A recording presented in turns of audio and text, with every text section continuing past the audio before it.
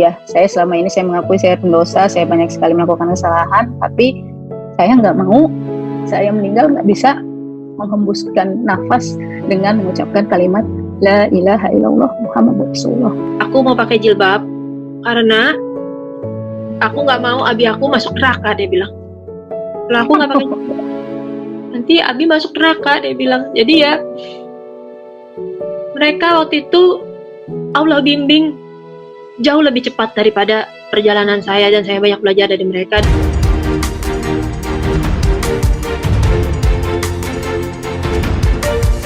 Assalamualaikum warahmatullahi wabarakatuh. Uti Soleh. Waalaikumsalam warahmatullahi wabarakatuh. Waalaikumsalam. Masya Allah. Ini kita terakhir ketemu di Women Festive ya, kalau nggak salah ya. Masya Allah, sampai merinding nih ingetnya. Allah Akbar. Allah kasih lagi kita kesempatan umur ya, waktu untuk bisa bersama-sama. Walaupun kali ini kita berbeda cara ketemunya, harus online, tapi insya Allah kita terus sama-sama belajar untuk cari ilmu terus yang terbaik untuk Amin. Amin. Baik. Ini saya tuh sebenarnya sudah dengar cerita dari kakak-kakakku yang paling aku sayang ini udah berapa kali, tapi kayaknya tuh nggak pernah lelah dan juga nggak pernah bosen untuk ngedengerin cerita yang begitu luar biasa. Mungkin aku ke Kak Tere dulu ya, Caya. Ya, kita mau nanya sama Kak Tere. Orang sudah tahu gitu bahwa Kak Tere ini memutuskan untuk mu'alaf gitu ya, untuk pindah agama gitu, untuk meyakini Allah Subhanahu Wa Taala dan juga Rasul kita Nabi Muhammad Sallallahu Alaihi Wasallam. Tapi kita pengen tahu sebenarnya ceritanya seperti apa sih Kak, dari awal di tahun berapa sampai akhirnya sekarang. Kita tahu perjalanan Kak Tere tuh luar biasa gitu.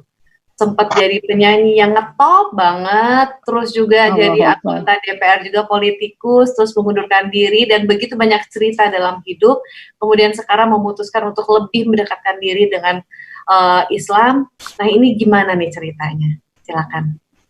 Baik, ya jazakumullah khairan semuanya untuk kesempatannya. Yang pasti kita harus selalu bersyukur atas nikmat sehat, waktu luang, dan kesempatan untuk talibul ilmu. Ya, karena di dalam ilmu ada keberkahan. Insya Allah dengan ilmu kita bisa mengamalkan sesuai ketentuan syariat Allah. Baik, untuk perjalanan hijrah saya sebenarnya bisa dibilang ya berliku ya, karena sekali lagi memang benar tidak ada paksaan dalam memeluk agama Islam, dan sesungguhnya agama yang diridhoi di jalan Allah itu adalah Islam. Sudah disempurnakan agama ini untuk kita jalani sebagai bekal kita pulang ke akhirat. Dan memang waktu itu prosesnya dimulai sejak saya mulai berpikir secara rasional. Waktu itu saya kuliah dan saya berdiri ya zaman-zaman itu tahun 98 ya, ketahuan banget kan angkatan reformasi, lagi ngebahas tentang kebebasan berpendapat, dan termasuk di dalamnya kita ngomongin pertanyaan-pertanyaan besar yang ternyata kalau di dalam ilmu sekarang namanya itu pertanyaan Uhdatul Kubra ya, pertanyaan besar tentang siapa kita, dari mana kita berasal, untuk apa kita ada di dunia, dan kemana kita nanti kalau kita sudah pulang. Dan memang dari situlah baru saya mulai kenalan tuh sama statement yang disampaikan sama teman saya. Ngobrol santai sih, karena dulu yang saya ketahui dan yang saya diajarkan dalam agama saya sebelumnya adalah Tuhan itu 3 menjadi 1, inkarnasi dalam sosok Yesus gitu ya. Nah, makanya Tuhan itu jadinya disembah dalam konteks menjadi manusia, yaitu Yesus gitu. Nah, ketika teman saya bilang, tenang aja, kita juga ngakuin Yesus kok. Kok bisa gitu, pertanyaan saya waktu itu, karena saya belum punya pengetahuan sama sekali tentang Islam, kecuali mereka adalah domba-domba yang hilang. Nah, lalu teman saya bilang, iya, kita juga ngakuin Yesus, tapi Yesus yang kita ketahui adalah salah satu nabi besar. Sementara pemilik alam semesta ya Allah yang satu gitu. Kalau belum puas, ya, coba aja baca sendiri di Al-Quran gitu. Tentu saja itu waktu itu buat saya kan agak-agak antara penasaran tapi kayak serem, atau ya karena kan kita dulu selalu dibuat mindsetnya seolah-olah di luar agama kita itu adalah jalan kesesatan gitu. Dan memang waktu itu saya berusaha untuk berpikir logik bahwa nggak ada apa ya, semuanya kan ngakui agama ini dari agama samawi ya, semuanya berasal dari Nabi Ibrahim atau yang dulu kita kenal di agama saya sebelumnya itu Abraham. Nah, ternyata setelah saya menelusuri semua data, karena saya suka segala sesuatu yang sifatnya penelitian ilmiah, dan alhamdulillah waktu itu kuliahnya komunikasi dan belajar tentang teori komunikasi ke Shannon Weaver yang membahas tentang bagaimana sebuah pesan sampai bisa terdistorsi sehingga mengubah isi pesan sampai ke penerima pesan. Nah, singkat cerita, qadarullah Allah izinkan saya menemui ayat-ayat yang membuka cakrawala berpikir saya, dan sebenarnya secara logiknya itu saya udah oke, this is make sense gitu. Tapi waktu itu hati saya masih keras. Saya sempat agnostik mungkin sekitar setahun. Jadi saya sempat nggak mau, oke lah ini mungkin agama semua adalah buatan manusia. Yang penting saya tahu Tuhan saya satu, the creator of the universe. Saya pokoknya mau saya sebut dengan suka-suka saya, pastikan Tuhan maha tahu, dulu mikirnya gitu. Sampai akhirnya dapat kode keras. Kode kerasnya adalah dikasih mimpi, mimpinya waktu itu terbujur kaku dalam gelap dan ditanya sama sebuah cahaya. Cahayanya itu nanya, siapa Tuhanmu, siapa nabimu. Alhamdulillah Allah kasih saya bangun, dan bangunnya tuh keringet dingin ya, udah yang kayak oke, ini kode keras gitu, pesan dari langit. Nggak mungkin ya, terserah kalau orang lain masih menganggap saya majnun atau apa, terserah, tapi yang jelas buat saya itu pesan dari langit, karena sebelumnya rasional saya sudah diberikan informasi yang valid gitu tentang kebenaran agama ini, tapi hati saya, kolbu belum tersentuh, sampai akhirnya saya dapat frekuensi lewat mimpi ya, takwil mimpi, yang saya waktu itu kemudian akhirnya saya cari tahu artinya sama beberapa guru, dan memang ya itu semacam dikasih ini kayaknya ya, dikasih thriller ya kalau di bahasa kita sekarang ya, karena memang di akhirat nanti pertanyaan itulah yang akan dipertanyakan. Waktu itu saya belum tahu itu pertanyaannya gitu, dan ya udah alhamdulillah dari situ dikasih kemudahan untuk bersyahadat, walaupun memang bersyahadat itu nggak segampang yang orang kira. Qadarullah 2 September 2000 saya bersyahadat. Saya pikir waktu itu sudah selesai. Maksudnya, oke, fix, udah jadi muslim, ya udah gitu. Ternyata nggak sampai di situ. Yang namanya iman itu harus dipupuk, dan memupuknya pakai apa? Memupuk yang paling optimal adalah dengan rasa cinta. Cinta kepada siapa? Kepada Allah dan Rasulnya. Saya belum paham kalau ini ternyata salah satu faktor penggembur utama iman seseorang. Jadi nggak mungkin iman kita kuat kalau kita nggak sayang sama Rasulullah. Kenapa? Karena Rasulullah uswatun hasanah. Nggak mungkin kita mencintai Al-Quran kalau nggak mencintai Al-Quran yang hidup, yang ada pada Rasulullah. Nah, alhamdulillah Allah kasih kode keras lagi. Saya nggak tahu, mungkin karena saya orang yang agak sedikit kekehan ya gitu ya, keras kepala sih mungkin ya. Jadi kalau nggak ada data, nggak ada, ya gitulah. Kalau nggak benar-benar semua itu terinformasi dengan baik, saya masih belum masih agak keras gitu ya, sampai akhirnya Allah kasih kode keras berikutnya, yaitu kematian. Qadarullah, ibu saya meninggal di tahun 2012, yang dilanjutkan dengan bapak saya meninggal juga tahun 2013, jadi berturut-turut. Beliau semua dalam kondisi sakit waktu itu. Nah, qadarullah, ibu saya memang seorang Kristen taat yang berpesan sebelum beliau meninggal, berpesan kepada saya, nak, satu, berjuang bisa di mana aja, yang menjadikan inspirasi, makanya saya mengundurkan diri dari parlemen.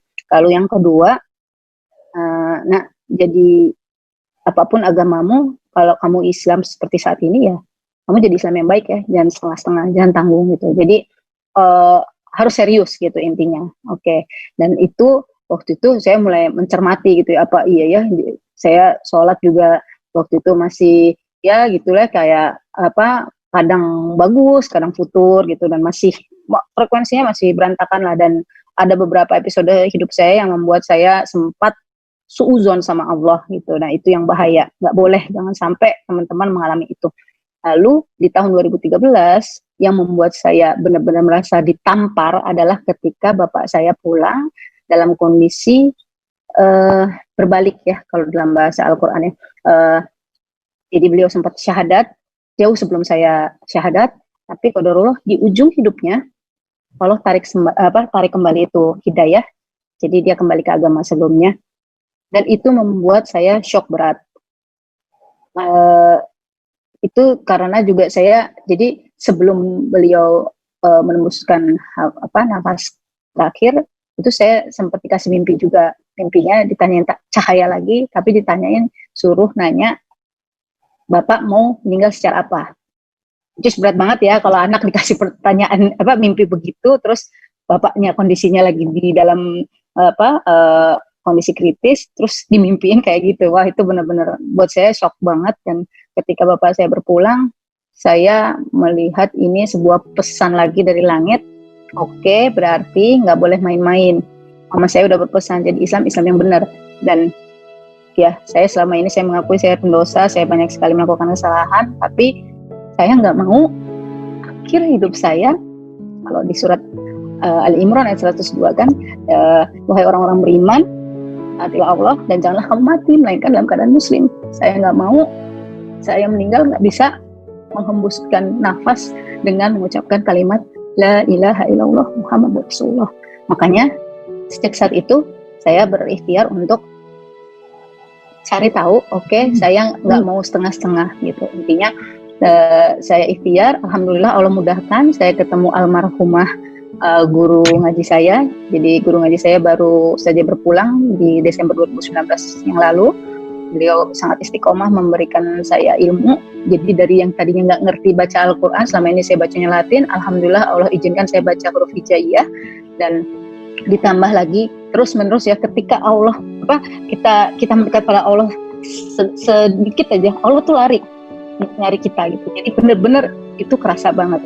Kita menjemput petunjuk, Allah tambahkan petunjuk. Lalu bisa baca Al-Quran, Allah kasih nikmatnya bisa majelis ilmu di masjid.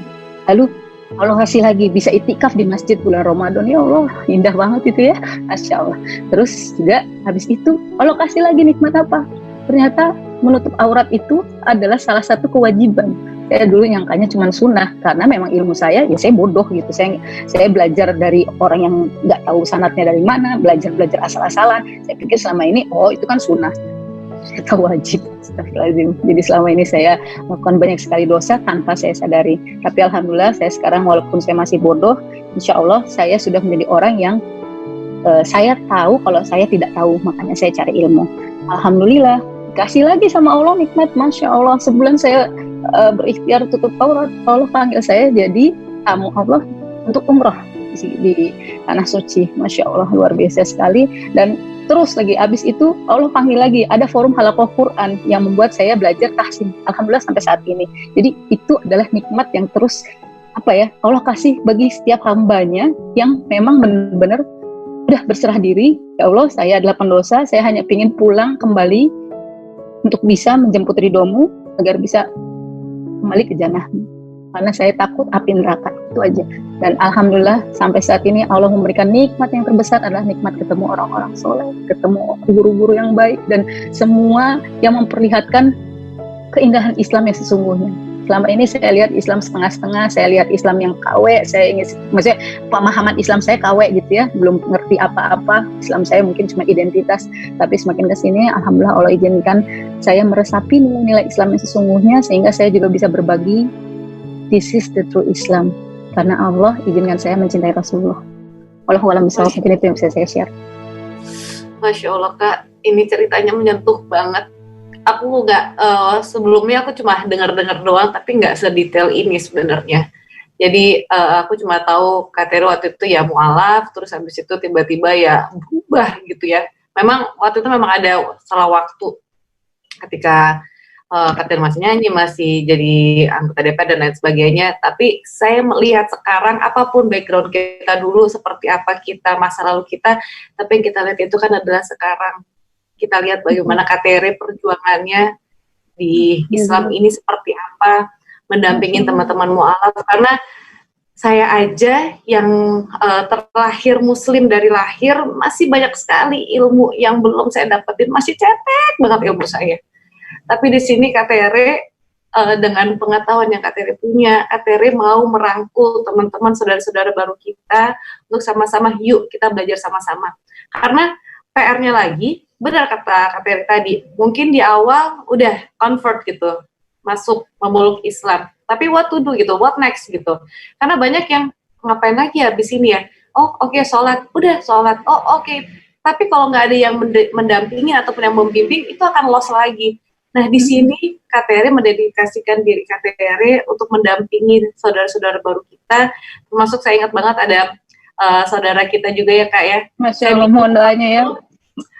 Karena dia waktu itu mualaf di mengucapkan dua kalimat syahadat. Disaksikan sama Mimi ya. Disaksikan nama saya, tapi saya bingung saya mau ngapain, saya harus apa gitu, karena saya takut salah, saya takut gimana. Akhirnya alhamdulillah kita bisa bertemu ya Kak Tere ya. Terus saya coba berikanlah istilahnya connect gitu buat sama Kak Tere biar lebih sama-sama enak, dan Masya Allah sampai sekarang masih terus didampingi sama Kak Tere. Masya Allah, jazakallah atas semua kebaikan Kakak. Iya, itu semua karena Allah. Kita mengembalikan semua kenikmatan yang Allah kasih kok. Itu pun kita belum apa-apa. Alhamdulillah di samping saya juga nih ada Kak Ica, Masya Allah, luar biasa. Salah satu teman Fastabiqul Khairat saya, karena saya ketika melihat dia langsung iri gitu ya Allah, ini tabungan bekal akhiratnya, Masya Allah. Lomba-lomba banget, Masya Allah. Saya belajar dari kakak-kakak yang dari Mimi, dari perjuangan hijrahnya, dari Kak Tere apalagi, banyak menjadi inspirasi buat saya bahwa Islam tuh insya Allah hidayah tuh memang ada dan kita cari, dan kalau kita bersungguh-sungguh di dalamnya insya Allah kita ada di jalan yang tepat yang Allah pilihkan buat kita. Insya Allah. Nah ini saya juga kalau sama Kak Ica nih, waktu itu kita sama-sama di rumahnya Shiren ya? Iya, di rumah Shiren itu. Karena nunggu ngobrol, Ustadznya belum datang. Nunggu belum datang. Selentingan lah kita ngobrol, dan ternyata waktu yang singkat itu benar-benar berbekas banget ke saya, karena Kak Ica ini bukan cuma sendiri gitu, tapi mengajak keluarganya, dan baru kemarin juga kita sama-sama juga dengerin langsung ya, ibunya udah masuk Islam juga, Masya Allah. Nah kalau Kak Ica gimana nih Kak, perjuangan sampai akhirnya menemukan agama ini gitu, agama yang penuh dengan kedamaian, agama yang penuh dengan keberkahan. Nah ini kayaknya gimana nih? Terus ini ngajakin anak-anak, terus ibu semuanya bisa masuk juga seperti apa? Mungkin bisa langsung diceritain juga ke kita. Masya Allah. Bismillahirrahmanirrahim. Atas izin Allah ya, kita kumpul nih dalam sekejap. Tiba-tiba ada bidadari surga invite. Allahu Akbar.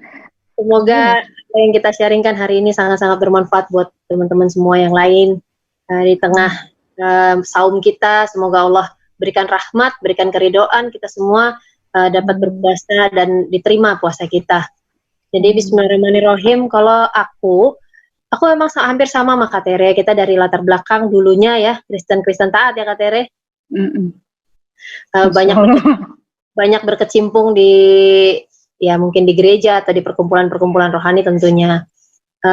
Kalau bedanya mungkin kalau saya memang melewati masa-masa pencariannya tuh, karena awalnya kalau saya dari keluarga emang benar-benar nggak anti ya, maksudnya ya memang sama Islam tuh ya cukup tahu aja gitu. Jadi nggak kalau zaman dulu waktu masih muda juga pacaran sama orang Islam saya nggak mau gitu. Jadi memang ada batasan-batasan dari diri saya untuk dekat dengan yang namanya Islam, karena memang kita punya cerita masa lalu yang turun-temurun yang itu membekas ya di hati kita semua, anak beranak, cucu semua. Jadi memang kita tuh nggak ada yang keturunan yang Islam, kita semua Kristen. Dalam pencarian saya itu, waktu itu saya singkat cerita, ada sahabat baik saya waktu itu, dia tuh qadarullah tiba-tiba berubah lah, pokoknya kita temenan di pet, tiba-tiba petnya berubah jadi agak Islami gitu. Karena saya tahu, kenal banget sama dia, kenal deket, jadi saya, lo ngapain kok, lo kayak gini sih, kayak gini. Dia bilang, ya nanti juga lo tahu sendirilah, dia bilang gitu. Akhirnya saya saking penasarannya, saya follow terus, dan alhamdulillah teman baik saya ini berteman dengan dengan salah satu teman soleha kita juga, Umi Pipik ya, Masya Allah, dari beliau. Saya baca banyak quote-quote kali waktu itu quotes ya kalau di pet, jadi kayak tulisan-tulisan beliau apa segala macam. Mulailah saya follow dan luar biasanya saya di follow back sama Umi Pipik waktu itu. Jadi kayak oh ternyata mereka open kok, karena yang ada di mindset saya waktu itu Islam tuh kayaknya jahat, Islam tuh teroris karena ada kejadian 11-12 itu kan 11-11. Jadi kayaknya yang terdoktrin itu yang nggak baik. Jadi bawaannya kayak takut aja kalau sama Islam. Nah waktu itu luar biasanya sama beliau, saya malah di fallback gitu. Jadi kayak seneng gitu kan. Oh ternyata nggak seitu kok. Dia kok mau ya temenan sama gue gitu. Dan ada pembicaraan yang ngenakin gitu ya, bahasanya ngenakin. Dan sama sekali nggak ada judgement, sama sekali nggak ada kayak di underestimate karena saya bukan Islam waktu itu. Jadi sangat baik, diterima dengan sangat baik. Dan Masya Allah waktu itu saya datang ke acara beliau. Waktu itu saya ya memang masih Kristen. Saya datang pulang kerja dengan pakaian yang minim ya waktu itu, dan saya nggak nyangka gitu, waktu itu saya mendapat sambutan yang luar biasa dari teman-teman semua di sana. Waktu itu ada Umi Pipik, ada charity waktu itu, jadi saya datang ke sana, ada Mbak Nana, ada Mbak ini, Masya Allah saya diterima dengan baik, bahkan disuruh duduk di depan, sesuatu yang saya nggak sangka gitu.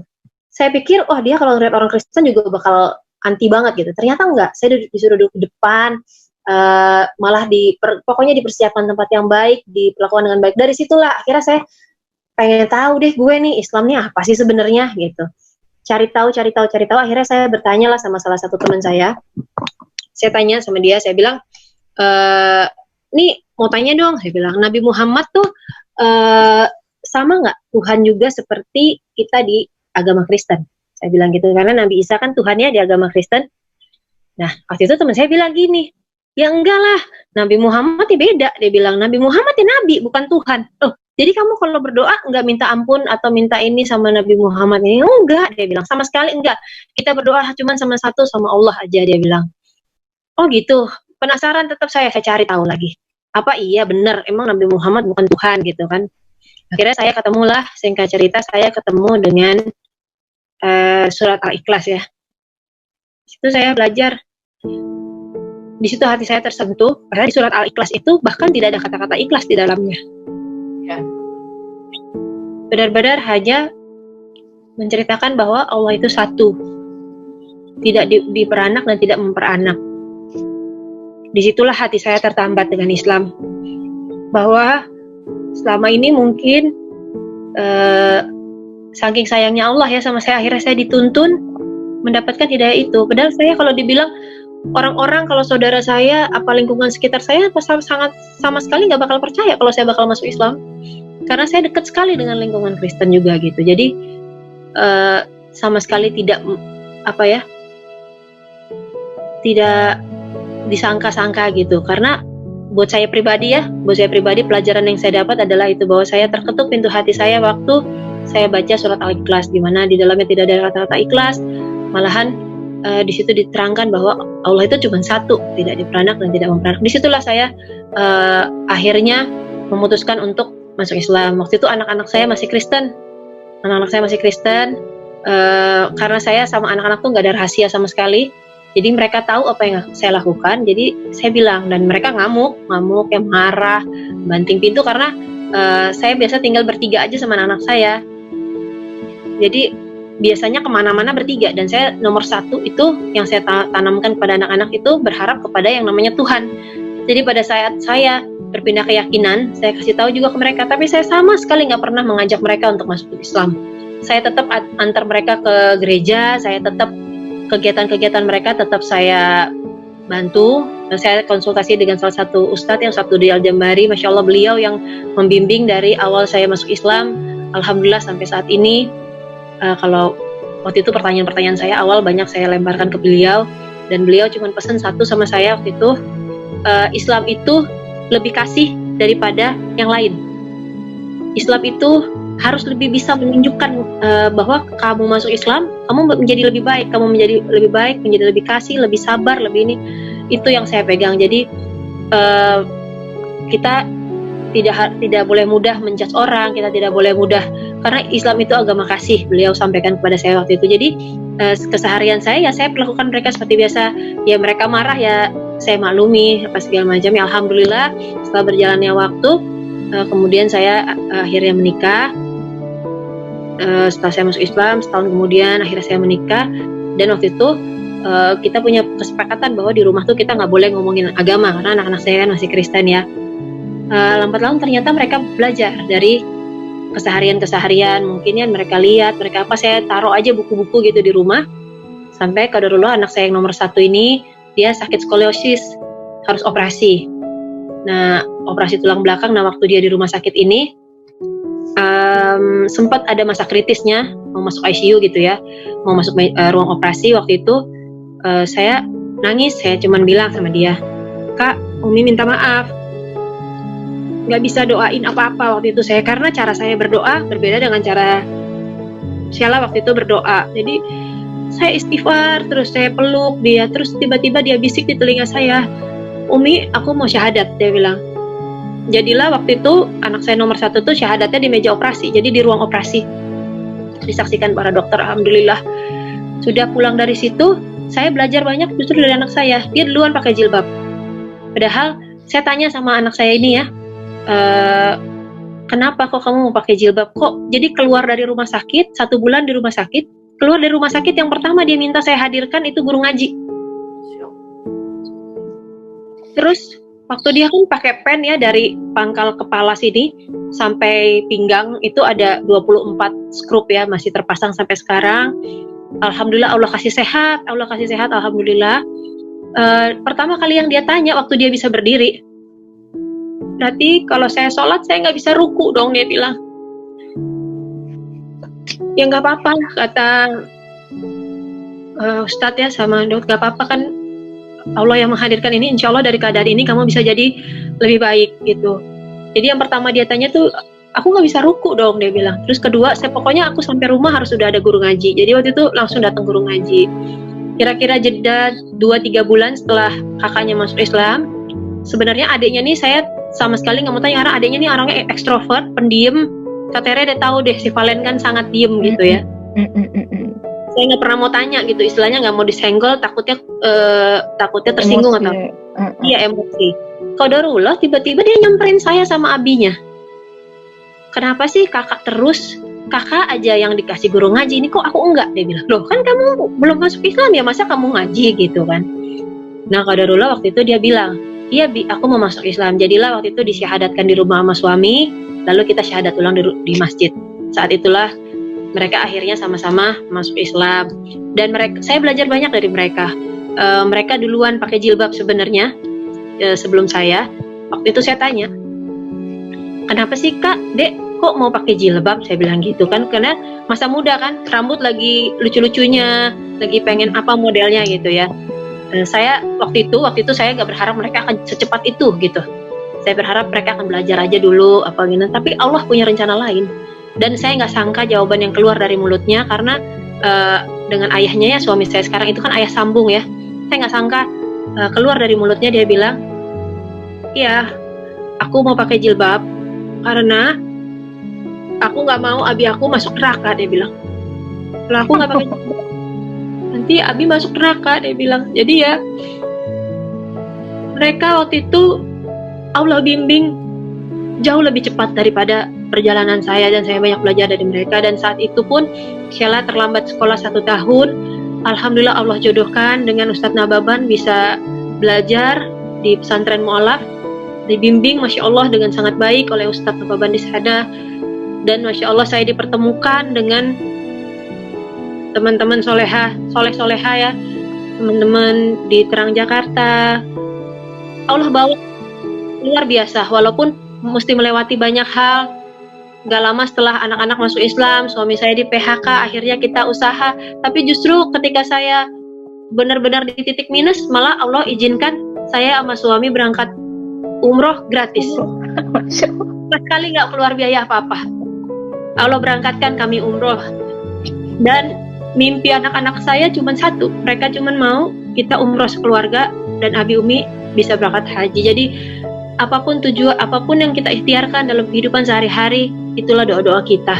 Insya Allah mohon doa dari kakak-kakak juga semuanya. Amin, amin ya Rabbal alamin. Ya, karena bisa, di saat sakratul maut pun kita bisa digoda oleh setan. Jadi penting banget kita saling minta doa dari teman-teman yang soleha, dari lingkungan yang soleha. Masya Allah, yang orang-orang soleh inilah, Mimi, Masya Allah, luar biasa.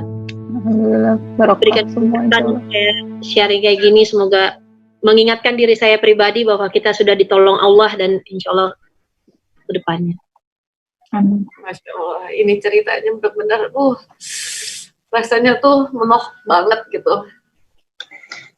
Hebat gitu, orang-orang yang dulunya dari kecil nggak pernah tahu mengenai Islam, seperti apa agamanya, seperti apa kitabnya, seperti apa rasulnya gitu. Tapi Masya Allah, Kak Tere sama Kak Ica kayak dikasih kesempatan untuk belajar.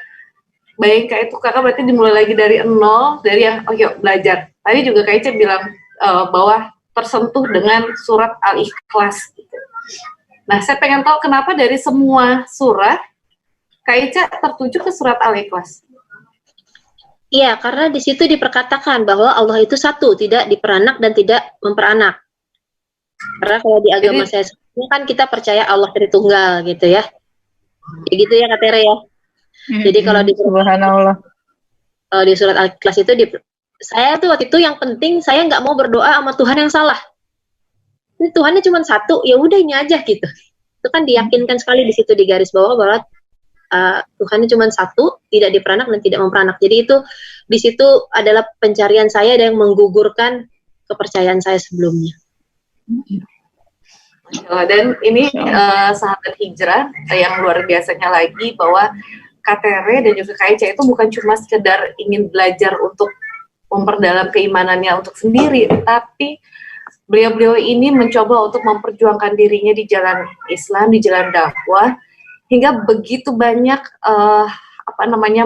ikhtiar-ikhtiar mereka yang bisa terus membuat orang-orang tuh semakin melihat the beauty of Islam itu sendiri gitu.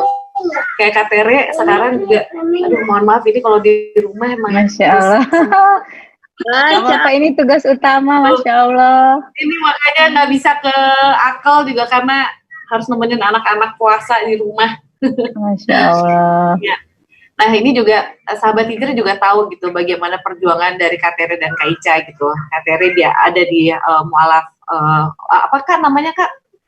Sebenarnya alhamdulillah sama Kak Ica juga. Jadi kita awalnya tuh kita berdua ini lagi karena banyak sekali kita ngelihat ini kok kondisinya teman-teman mualaf kayak apa ya, kok kayaknya perlu disupport gitu. Jadi kita bikin yuk ini awalnya WhatsApp grup ya, Salihah ya, Ica. Iya. Kita bikin WhatsApp grup, lalu berkembang jadi semacam komunitas ya. Alhamdulillah kemarin juga ada satu lagi ya, Vivi sudah masuk Islam juga. Dan itu yang menarik dari terinspirasi dari kisah hijrah salah satu yang kita bersamai juga ya, Masya Allah ya, dari Angel bikin buku tentang hijrah, Vivi baca bukunya, Allah kasih hidayah lewat situ ya, Allahu Akbar, indah banget. Karena memang karena kita mengalami, jadi kita sadar betul ya Kak Tere bahwa memang nggak cukup sekedar masuk Islam, jadi memang perlu pendampingan, perlu yang membersamai, karena kita punya banyak pertanyaan ya Kak Tere ya, yang butuh solusi yang tepat, karena kalau diarahkan yang nggak tepat juga kasihan gitu kan. Betul. Jadi banyak teman-teman yang Masya Allah waktu awal bersyahadat belum diterima sama orang tuanya, biasanya datang ke rumah sini titip baju. Di rumah singgah ya, Masya Allah. Singgah, alhamdulillah.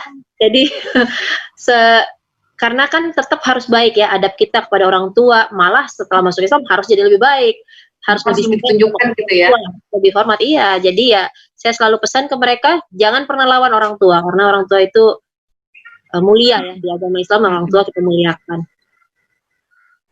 Nah kalau Kak Ica gimana nih? Tadi kan cerita tentang anak-anak yang akhirnya juga convert ke Islam gitu. Nah kalau ibu ini seperti apa? Karena kan ya terkadang kan kita untuk mama untuk ngebawa orang tua gitu, untuk ngajakin. Kadang kan ya mungkin ada tantangan tersendiri gitu. Nah kalau Kak Ica gimana tuh? Alhamdulillah sebelum Jadi setelah aku masuk Islam, hubungan mamaku masih mau teguran ya sama aku, masih mau ngobrol.